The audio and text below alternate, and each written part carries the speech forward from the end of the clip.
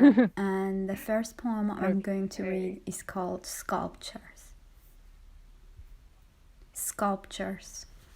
But why do I have to explain? Why can't I just wear my blue lipstick and be ironic, artsy, and eccentric? Why do I have to remind them what they've done to my land, or why sanctions are bad? Why do I have to be the teacher rising from the grave of politics? Why should I be the one shouting, "We need transgression, darling, not progression," as though I were the chosen one? Why did I consume my youth in sad universities to confirm what I knew all along? To tediously intellectualize my instinct when I could have spent this time burning a bank or a church or even a mosque where dollar prays that queers will die? Why do I have to explain why a lunar boy in a dress who murmurs my art hardens his nipples, makes my cunt jump? Why do I have to justify? Why can't I just open the picture of Dorian Gray, page 155? To define is to limit, and just stare as though I am gazing at Basil's painting, but instead I am the one aging. Why do I have to inform my father of my sex life when my mother, the sculptor, carved my flesh for years so I'd be as cultured as her dusty library, but she just made me a bruised slut?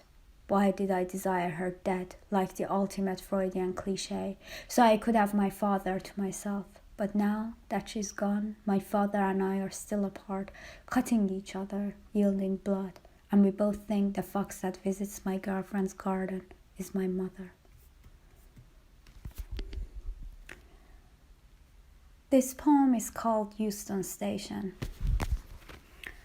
If you're not too unfortunate, false accusations don't land you in jail. They only break your back. You stare at your own voice but can't hear. Everything is too loud.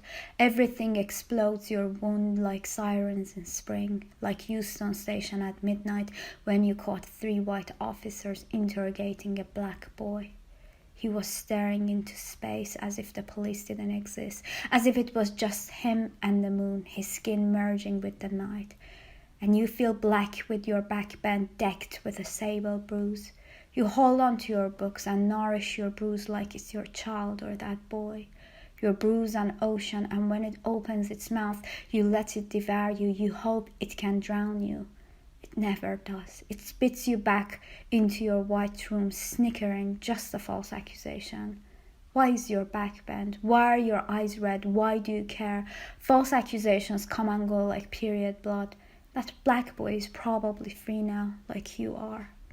But if you could face the police one more time, you would open your ashen mouth, uttering that you could just tell he was falsely accused by something more sinister than his skin color. That you had no evidence, no corroboration, and you didn't even know why he was arrested, but you could taste his innocence and it was bitter like yours.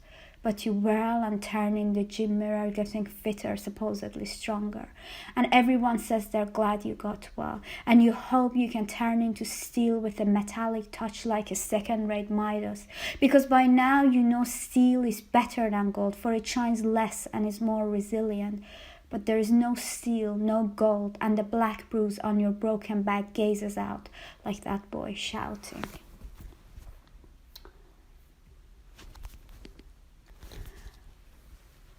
The final poem I'm going to read is a tribute to my hometown, and it's called The Wicked Capital. Tehran means reading never-ending Russian novels under my duvet. Glitterless gay parties until the morning azan, until the birds scream. Mahogany cafes serving cinnamon tea and vanilla ice cream. Tehran is smoke and fury, it is fuming. Tehran is static traffic, it is also fenugreek. All girls schools, all boy love, and compulsory hijab. And the evergreen Shahid Beheshti University where we exchange gay kisses. But gay did not mean happy, it meant homo, whore, harassed, faggot, corrupt, beautiful. The university whose rules we shattered in our attempts to become Lord Byron, a garden that is still shining, a neon green sun in the northwest of Tehran that inhaled our ashes while we smoked our youth and spat colonial classics, empowering ourselves. Now the question is, will we ever be truly empowered? We, the despondent snobs from the top universities of Iran who ended up in the bottom universities of Brexit land, dump land, the North Pole, doing degree after degree after degree, so they can forget our skin color and forgive our accent, even though we are pale like flour and quiet like infected parrots. Will we ever be empowered? In Tehran, we are still powerless, even though it is officially our homeland, our sealess port. Tehran, the harbor of pollution, where fast cars screech American pop in ambivalent alleyways paved with martyrs' blood. I have never seen a city capable of containing so much love and hate. Tehran is my parents and our house, my siblings and my best friend, his passion for beautiful boys and avant-garde theater and the scenario of our eternal escape. Tehran is my grandmother, cherry pickles that she made just for me with specifically rotten sour cherries that surprisingly tasted like God, her God that was not my God and became a gap that devoured our love. Tehran is my real room, my bookshelf, my vanity table, crowded with bottles of blue varnish, my first rainbow flag. Tehran is aromatic, herbs, saffron, dried lime, turmeric, salt, bloody beans, red meat, brown flesh. After Persian cuisine, nothing tastes great. Tehran is Arabic prayers and Persian poetry, bookshops floating in the sizzling summer streets. Furugh Farrokhzad, Sohrab Sepehri and Sadegh Hedayat, but also preposterous books such as bad translations of American self-help and Mein Kampf, everything for a cheap price. And the everlasting question, how can this country survive when Hedayat killed himself and Furugh died at such a young age? Tehran is fear, more wars, more sanctions, more inflation, the morality police, our government, the US government, Saudi Arabia, and the government of Israel. Fear of all the governments and fear of more chaos. Fear of expenses, fear of being stuck, fear of leaving and of returning.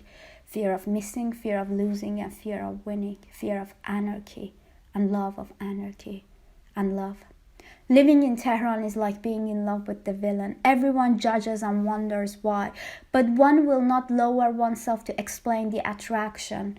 The moment anything is justified, it becomes boring, common, worldly. This is why when people ask where in Iran I am from, I respond, the wicked capital, saturated with gold oil, dripping with black glory. Come in, but stay out so you won't regret it. Thank you so much for listening to me.